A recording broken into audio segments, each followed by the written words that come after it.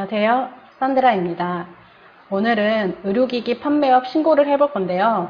제가 항상 손목 보호대, 무릎 보호대 이런 걸 팔고 싶었어요. 그런데 보호대가 의료기기에 속한다고 해서 항상 로망이 있었거든요.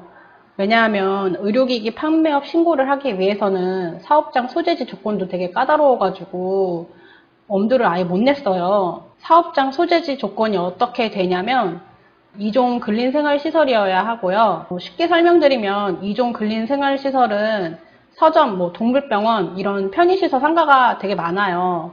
그리고 그 밖에도 창고가 있어야 되고 깨끗해야 되고 여러 가지 조건들이 있다고 들어서 보호대 판매는 엄두도 못 냈는데요. 혹시 몰라서 제가 살고 있는 아파트 자가에 의료기기 판매업 신고가 가능한지 보건소에 전화해서 물어보니까 통신 판매업을 갖고 있고 자가인 아파트에 위탁으로만 판매하는 경우에는 의료기기 판매업 신고가 가능하다고 그런 뜻밖의 답변을 받은 거예요. 그런데 이 기준은 관할 보건소의 그 담당 직원마다 좀 다르더라고요.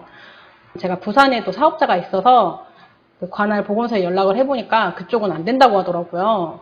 그래서 가능 여부는 사업장 소재지의 보건소, 의학팀 직원분하고 통화하시면 좀 더 빠르게 알 수 있을 것 같고요. 혹시라도 따로 알아보지 않고 아예 그냥 한번 해보지 뭐 이러고서는 신청 다 하시고 수수료까지 다 냈는데 나중에 그 관할 보건소에서 안 된다고 그러면 그 수수료 환불이 안 돼요. 그렇기 때문에 신청하기 전에 사전에 꼭 확인해 보시고 진행하시길 바랍니다.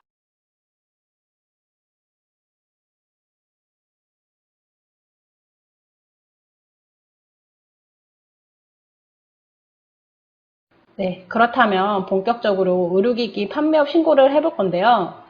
정부 24에 인증서로 로그인을 해주세요. 서비스에서 신청 조회 발급 클릭해 주시고요. 의료기기라고 검색해 주시면 됩니다. 바로 첫 번째 나오는 의료기기 판매업 신고 여기 신청 클릭해 주세요.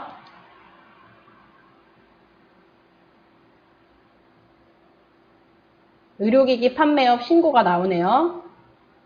민원 접수기간은 사업장 소재지의 그 관할 보건소를 선택해 주시면 됩니다. 저는 민원 접수기간이 보건소 의학팀이랑 확인을 했는데 의학팀이 안 나와서 보건정책과로 진행을 하도록 하겠습니다.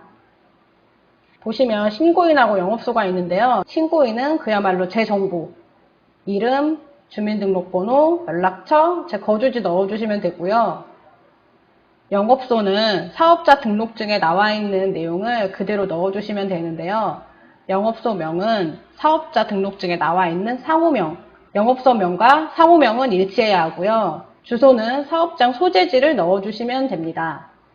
신고의 구분은 판매업으로 해주시면 되고요.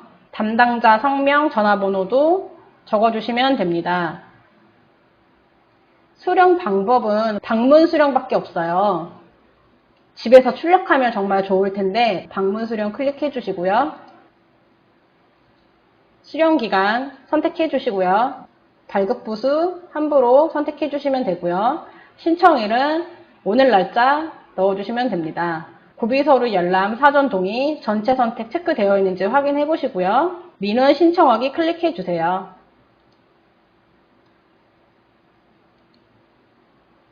제가 간편인증으로 로그인을 했더니 공동인증서로 인증을 한 번 더 하라. 민원 신청하기 클릭해 주시면 됩니다. 예, 신청하기를 누른 뒤에 수수료 납부하라고 뜨는데요. 수수료는 9,000원에 부가수수료가 붙어서 9,360원이라고 나오는데요. 페이코로 하시면 9,230원입니다. 수수료 결제해 주세요.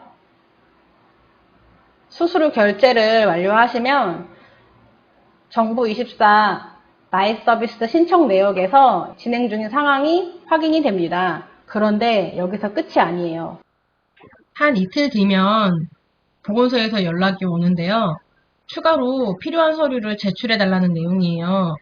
이것도 지자체마다 요구하는 서류가 다를 수 있기 때문에 담당 직원분께서 말씀하시는 서류 잘 준비해서 제출해 주시면 됩니다. 저 같은 경우엔 통신판매업 사본만 제출해 달라고 하셨고요. 지역에 따라서 인감증명서, 등기부 등본까지도 말씀하시는 것 같더라고요. 어쨌든 누락되면 안 되니까 필요한 서류 잘 챙겨서 꼭 제출해 주시고요. 저는 서북구 보건소 직원분께서 안내 전화를 주셨어요. 지방세 납부를 해야 하고 통신판매업 사본 제출을 해달라는 내용이었는데요.